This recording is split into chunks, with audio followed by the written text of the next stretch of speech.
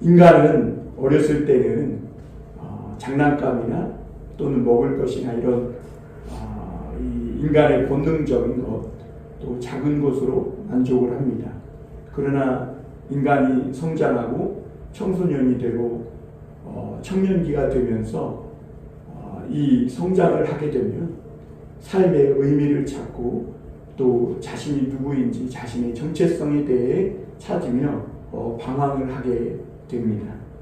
그러니까 사람은 삶의 진정한 의미 그리고 진리를 찾아 방황하는 그런 존재이기도 합니다. 그래서 그런 방황을 한 사람이 정말 큰 일을 하는 경우가 많은 것을 보게 되죠. 모세는 그 어머니 미리암의 그 어머니의 믿음으로 이 죽을 운명에 처했다가 이 애굽 왕 바로 딸인 공주의 아들로 입양이 되어 살게 된 것을 우리가 볼 수 있습니다. 모세는 애굽 왕족의 엘리트 교육을 받았으며 그리고 부족함이 없이 풍족한 가운데 자랐던 것을 알 수가 있습니다. 모든 권력과 부귀영화와 정말 그 어느 것 하나 부족함 없는 삶을 살았습니다. 그런데 이 모세는 그 어렸을 적에 유모로 젖을 먹였던 그의 어머니 미리암이 알아듣지는 못하지만 어렸을 때부터 끊임없이 들려준 이 하나님의 백성들의 그 믿음의 이야기를 듣고 자신은 애굽인이 아니라 히브리인이라는 정체성을 갖게 되었고 모세는 이 자기 동포 히브리인이 노예가 되어서 애굽의 고된 노동에 시달리며 이렇게 죽지 못해 살아가고 있는데 자신은 애굽의 왕자로 또 애굽 사람으로 이렇게 편히 사는 것이 맞을까? 자기가 어떻게 히브리인을 도울 수 있는 방법은 없는가? 그렇게 연민하며 정신적으로 많은 갈등과 방황을 했던 것을 볼 수 있습니다. 그래서 오늘 이 11절 말씀에서 모세가 장성한 후에 이렇게 말합니다. 모세의 몸만 커진 것이 아니라 그의 생각과 정신, 마음이 커진 것을 보게 되는 것이죠. 오늘 우리가 이러한 말씀을 토대로 첫 번째 생각해 볼 것은 모세가 정신적인 갈등과 방황을 했다는 겁니다. 모세는 왕궁에서 공주의 외동아들로 이렇게 사랑을 받으며 부족함 없이 자랐습니다. 그 당시에 이 애굽 왕궁에는 아들이 없었다 그래요. 나중에는 또 한 아들을 입양하기는 하지만 이 애굽의 공주인 이 바로 왕의 딸이 그래서 이 모세를 입양하게 되었고 모세는 가만히만 있으면 애굽의 당시 최고의 나라였던 애굽의 왕이 될 뿐만 아니라 왕이 되지는 못하더라도 보장된 미래를 살아갈 수 있는 그런 사람이었음을 보게 됩니다. 그러나 모세는 자기가 그 모든 부귀영화와 권력과 애굽의 모든 좋은 것을 누리면서도 그의 마음에 정말 차지 않는 무언가 좀 갈급한 갈증이 그의 마음을 그리고 정신을 괴롭히고 있었습니다. 모세는 아마 부귀영화를 누리면서 또 애굽의 은금 보화를 누리면서 안 해본 것이 없었을 거예요. 일일이 누추한 것들을 다 거론하기는 그렇지만 소위 세상 사람들이 누리는 돈 많고 권력 있는 사람들이 누리는 것들을 다 해봤을 거예요. 그러나 이 모세에게 마음의 갈증이 사라지지 않았습니다. 그 갈증은 뭔가 히브리인으로서 어렸을 적부터 하나님이 들려주신 그 하나님에 대한 갈증 그리고 진리에 대한 갈증 공의와 정의에 대한 이런 갈증이었을 겁니다. 모세는 자기는 애굽의 왕자가 되어서 모든 부귀영화를 누리는데 그러면서도 자기는 애굽인과 다르다는 것을 분명히 알았고 자기의 정체성은 히브리인이라는 것을 알고 있었습니다. 그래서 오늘 성경은 11절에 보면 모세가 장성한 후에 한 번은 자기 형제들에게 나가서 그랬어요. 그러니까 이 모세는 히브리인들이 남이 아니라 그냥 여느 애굽인들처럼 이 히브리인들은 노예요. 또 불온한 세력 뭐 그런 존재가 아니라 자기 형제 같았다는 거죠. 그러니까 모세에게 히브리인들은 남이 아니었어요. 그러니까 자기도 히브리인이라는 그 정체성을 가지고 있었던 겁니다. 왜냐하면 어릴 적에 그 유모로 왔던 어머니로부터 이 믿음의 조상 하나님에 대한 이 믿음에 대한 히브리인들과 함께했던 그 하나님에 대한 많은 믿음의 이야기를 들으며 자랐기 때문입니다. 이 모세의 젖먹이는 유모였던 그 어머니는 모세의 눈을 보면서 늘 그랬겠죠. 너는 애굽 사람이 아니라 히브리 사람이다. 너는 히브리 사람이고 하나님이 히브리인들에게 또 우리 민족에게 위대한 믿음의 약속을 유산으로 물려주었다라는 이런 이야기를 계속해서 들었을 겁니다. 감리교 창시자인 이 요한 웨슬레도 그 어머니로부터 배운 기독교 영향력이 매우 크다고 그런 이야기를 했는데요. 그 요한 웨슬레의 어머니는 이 웨슬레가 눈을 뜰 때 혹은 자기 전마다 꼭 묻는 질문이 있었다고 그래요.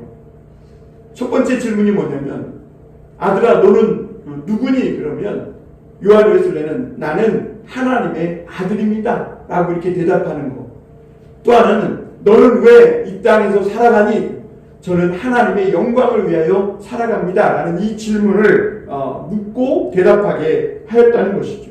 그리고 난 후에 요한 웨슬레는 이 거듭남의 체험을 하고 회심을 한 후에 세계는 나의 교구다 하며 그 복음을 전해서 오늘날 그 감리교가 온 세계에 세워지게 된 것을 보게 됩니다. 모세는 애굽의 모든 은급 보화를 누리고 애굽의 왕자로 살면서 나는 애굽인으로 살 것인가? 나는 히브리인으로 살 것인가? 많은 갈등을 했을 거예요. 왜냐하면 애굽 왕자로서 애굽인으로서 살면 애굽 왕자로 살다가 애굽 왕이 될 수 있고 또 애굽의 모든 이 부귀영화와 권력과 세상의 모든 좋은 것들을 누릴 수 있어요. 그런데 히브리인으로 살아가는 즉시 그 모든 것을 잃어버리고 자기도 히브리인들처럼 노예가 되어야 하고 떠돌이가 되어야 하는 거예요. 그러나 이 모세는 어머니로부터 히브리인들에게는 오래전부터 하나님이 주신 위대한 믿음의 약속이 있고 축복의 유산이 있다는 것을 들었거든요. 그러니까 이 모세는 나는 애굽인으로 살 것인가? 히브리인으로 살 것인가? 나는 이 세상에서 잠시 낙을 누리면서 죄와 타협하며 살 것인가? 아니면 눈에 보이지 않지만 하나님이 히브리인들에게 주신 그 믿음의 영원한 축복의 유산을 믿고 믿음으로 살아갈 것인가? 갈등하고 있었던 것이죠. 모세는 정신적 많은 방황을 했음을 보게 됩니다. 우리도 그렇죠. 우리도 하나님의 사람으로 살아갈 것인가? 아니면 세상에서 내가 어떤 이해관계나 또는 손익관계에 이렇게 연루되었을 때 잠시 하나님의 백성으로서의 이런 양심을 팔아먹고 당장 눈앞에 보이는 이익을 쫓아갈 것인가? 우리는 그런 작은 것들로도 방황할 때가 많은 것을 보게 됩니다. 어쨌거나 모세는 그렇게 많은 방황을 하고 있었음을 보게 됩니다. 두 번째로 보면 모세가 인간적인 생각을 하게 되는 걸 보게 됩니다. 모세는 자기 삶에 대한 의문투성이었어요. 물론 어렸을 때 자신이 어떻게 그 애국 왕궁에 들어와 살게 되었는지는 아마 너머너머로 들었을 수도 있어요. 그러나 자기가 왜 히브리인인데 애국 왕자가 되었고 왜 내가 여기서 이러고 살고 있는지, 물론 삶은 편하고 사람들에게 인정받고 또 애굽의 왕자로서 많은 이런 인기를 누리며 그 은근 보화의 그런 부유함을 누리며 살았을 거예요. 그러나 그 마음 안엔 자기 삶에 대한 의문투성이었고 자기의 정체성에 대한 정말 혼란스러움이 가득했을 겁니다. 히브리인들은 나와 같은 히브리인들인데 저들은 저렇게 노예가 돼서 고통하는데 과연 나만 이렇게 애굽인처럼, 애굽인도 아니면서 애굽의 왕자로 이렇게 모든 고유의식을 하며 편하게 사는 것이 정말 올바른 삶일까? 이것이 정말 진리일까? 이것이 정말 하나님이 내게 원하시는 삶일까? 내가 이렇게 살아도 과연 정당한 것인가? 이런 의문들을 갖게 되었죠. 그리고 또 한 가지는 정말 이 세상에 애굽의 은근보화와 부귀영화, 권력 이런 것이 전부가 아니라 정말 보이지 않는 하나님의 위대한 약속이라는 것이 존재하기는 할까? 그렇다면 왜 오늘날 히브리 백성들은, 민족들은 왜 애굽에서 이토록 신음하며 모진 노동의 학대와 고통을 받으며 살고 있을까? 하나님의 약속하셨던 그 위대한 유산은, 축복은 과연 어디에 있단 말인가? 아마 이런 풀리지 않는 의문이 있을 거예요. 그래서 11절에 보면 모세는 그럼에도 불구하고 히브리인들에 대한 연민을 가지고 어느 날 히브리인들이 혹독하게 노동하고 있는 그 현장으로 나가는 것을 볼 수 있습니다. 성경은 자기 형제들에게라고 말하면서 이 모세가 히브리인들에 대해서, 자기 동포에 대해서 얼마나 많은 연민을 가지고 있었고, 그들은 저렇게 고통당하는데 자기만 애굽인으로, 애굽 왕자로 살아가는 것에 대한 자신 그 깊은 내면의 죄책감, 뭔가 말할 수 없는 괴로움이 있었음을 보게 됩니다. 이 모세가 노동 현장에서 본 히브리인들의 삶은 너무나도 처참했고 혹독했습니다. 히브리인들은 노예가 되어 하루 종일 죽지 못해 일했고 모든 자유와 모든 삶의 기쁨을 강탈당하고 억압당하고 있었고, 또 애굽의 감시자들은 이 히브리인들이 조금만 힘들어서 잠시라도 쉬기만 하면 혹독한 매질로 거의 죽다시피 두들겨 패는 이 매질과 폭력의 그 현장을 이 모세가 보았던 겁니다. 모세는 자기가 애굽인은 아니지만 애굽의 왕자로서 자기에게 있는 이 권력과 어떤 힘으로, 알량한 세상적인 힘으로 히브리인들을 돕고 싶었습니다. 물론 지금 모세는 히브리인들로 인정을 받지 못해요. 왜냐하면 너는 히브리인으로서 반역자라고, 다른 히브리인들은 다 이렇게 고생하며 사는데 너만 애굽 왕자로 애굽인처럼 속이며 그렇게 사는데 너는 히브리인이 아니라 애굽인이라고 받아주지 않았던 거죠. 그러나 모세는 자기가 히브리인이라는 것을 알고 히브리인들 그 속으로 들어가고 싶었고, 그래서 어떻게든지 히브리인들의 그 어려움을 조금이나마 돕고 싶었음을 보게 됩니다.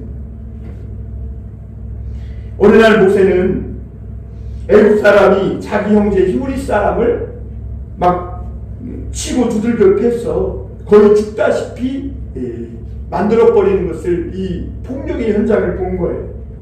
모세는 격분했습니다. 그래서 모세는 자기가 개입해서 어떻게든지 이 히브리인을 도우면 히브리인들이 자신의 진심을 알아주고 자기를 받아줄 것이다. 그리고 자기는 인간적인 이 알량한 힘을 가지고 조금이나마 히브리인들을 도우며 살아야 되겠다, 이런 생각으로 앞뒤 가리지 않고 모세는 개입했습니다. 그래서 히브리인 동포를 치는 애굽 사람을 쳐서 죽여가지고 모래 속에 숨긴 것을 볼 수가 있습니다.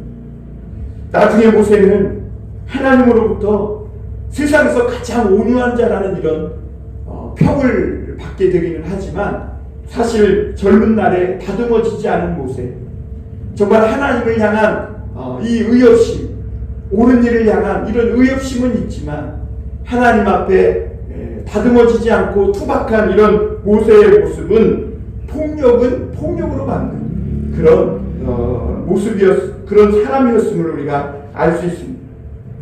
그리고 이튿날 모세는 또 형제들을 위해 노동 현장에 나갑니다. 이번에는 두 히브리 사람이 싸우고 있는 것을 보았습니다.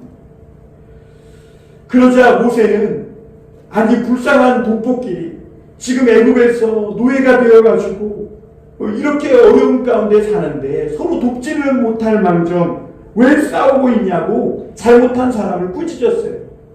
그렇게 하면 그 사람들이 자기를 받아주고 자기 말을 들을 거라고, 이것이 그 사람들을 돕는 길이라고 이렇게 생각했어요.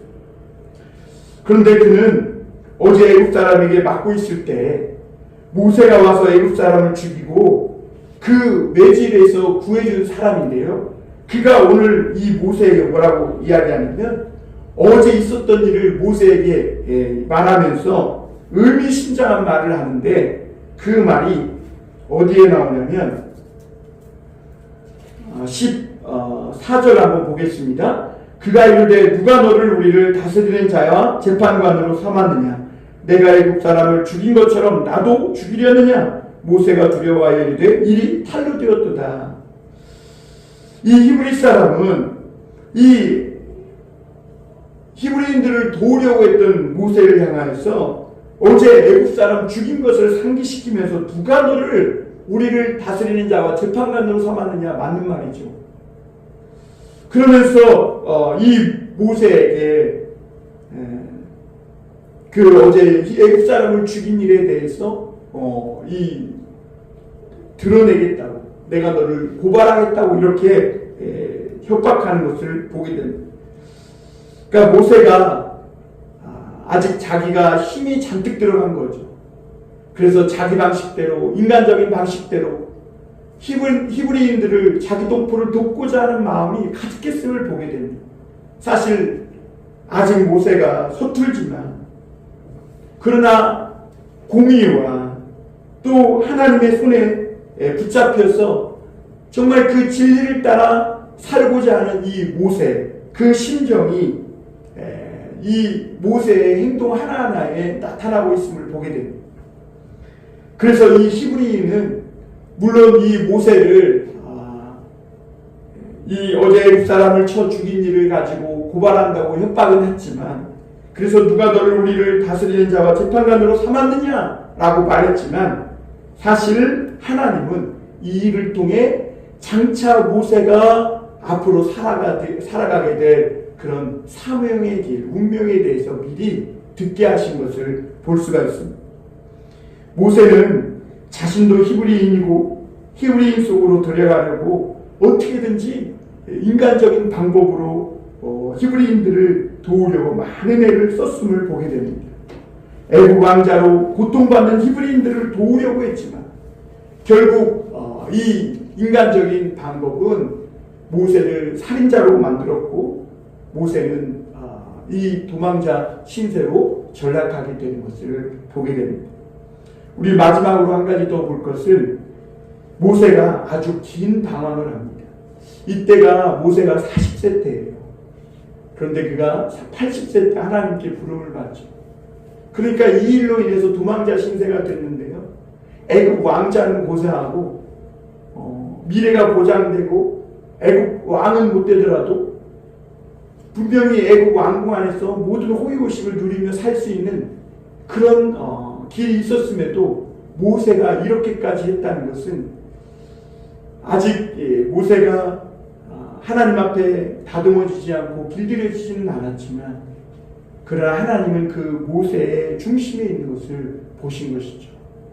그 약한 사람들, 자기 동포에 대한 이 불의를 보고 분노할 줄 아는 사람들은 대개 그리스도인들이 그리스도의 사랑만 외치거든요. 그러나 성경에 보면 예수님은요, 사랑만 한 게 아니라 분노도 하셨어요. 거룩한 분노, 불의에 대하여 외식하고 위선적인 신앙, 불의한 신앙에 대해서 주님은 분노하신 것을 보게 됩니다. 오늘 모세는 비록 투박하지만 그러나 이 진리를 향한, 그리고 하나님의 이 의로움을 향한 거룩한 그런 분노가 중심이 그 안에 있었음을 보게 됩니다. 그러나 그가 인간적인 방법으로 그 하나님의 일을 행하려고 했을 때 결국 그것은 그로 살인자가 되도록 살인자 신세요 도망자 신세가 되도록 그래서 40년 동안 하나님의 손에 붙잡혀 연단받는 그런 신세로 전락하게 되는 것을 보게 됩니다. 하나님은 40년 동안 그 모세를 다루시고 나중에는 하나님의 큰 구원의 일을 위해 그를 쓰시는데 사실 이 사건 하나하나가 하나님이 이스라엘 백성들을 구원하시고자 하는 큰 계획을 시작하신 것이라는 것을 알 수가 있습니다. 오늘 모세가 이렇게 살인자로 순식간에 전락해서 정신없이 도망친 곳은 미디안 광야였습니다. 미디안은 애굽 북쪽에 있는 광야인데요. 유목민들이 양을 키우는 허벌판이라고 합니다. 그러니까 아무것도 없다는 거예요. 그 모세는 정신없이 도망을 쳤으니 정말 아무것도 가진 게 없었겠죠. 모세는 정말 하나님을 생각하고 같은 히브리인 동족들을 생각하고 정말 의로운 일을 생각하고 공의로운 일을 생각했는데 한순간에 애굽 왕자에서 도망자 신세로 전락했어요. 모세가 만약 하나님의 약속이고 뭐고 의로움이고 뭐고 이런 거 다 팽개치고 그냥 지금 나에게 발등에 불 떨어진 나에게 지금 닥쳐있는 이 좋은 길 꽃길만 걷자 이런 생각을 하고 히브리인도 생각지 않고 하나님도 생각지 않고 의로움이고 하나님의 진리고 뭐고 다 버리고 닥치는 대로 살았다면 모세는 애굽의 모든 부귀영화를 다 누리며 살았겠죠.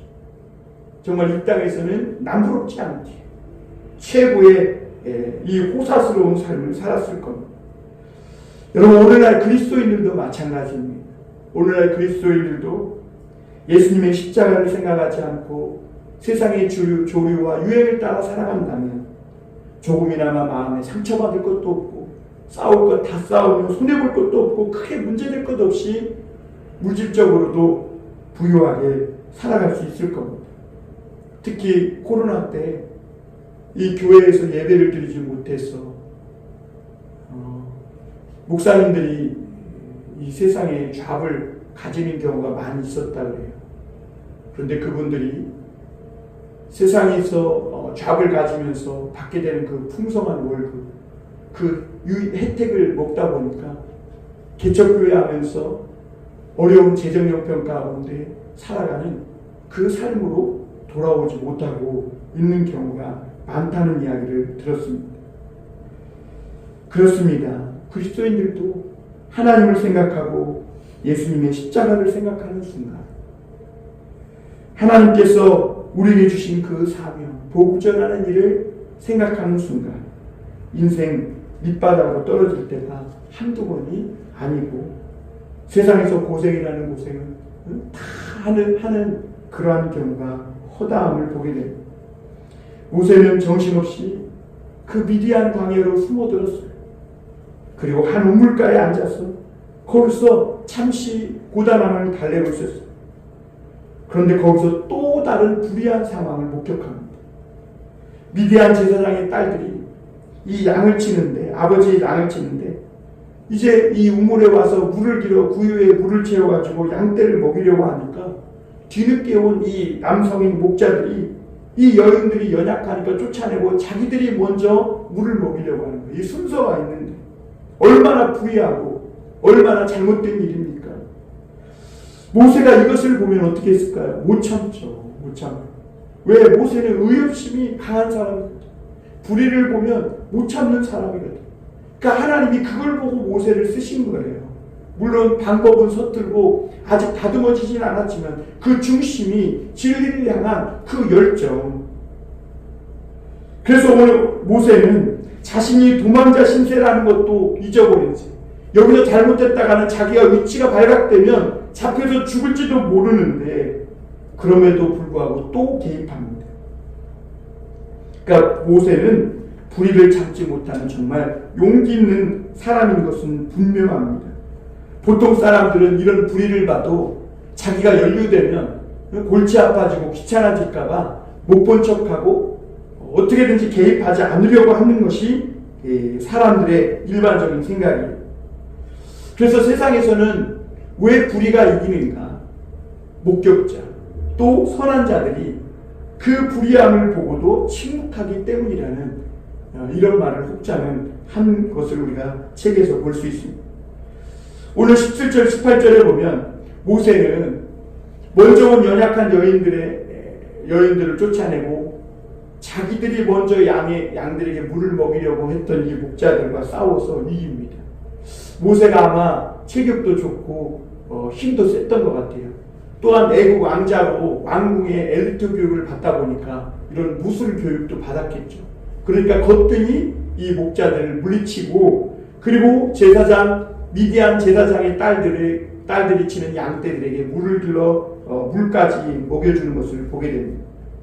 그러니까 모세가 자기의 위치가 탄로나서 잡혀 죽을 수도 있고 도망자 신세이기 때문에, 또 하나는 이런 불이쯤이야 그냥 못 보고 지나쳐도 되고 잘못하면 자기가 맞아 죽을 수도 있는데, 모세는 위험을 무릅쓸 줄 아는, 정말 하나님을 생각할 줄 아는 그런 사람이었던 것을 보게 됩니다.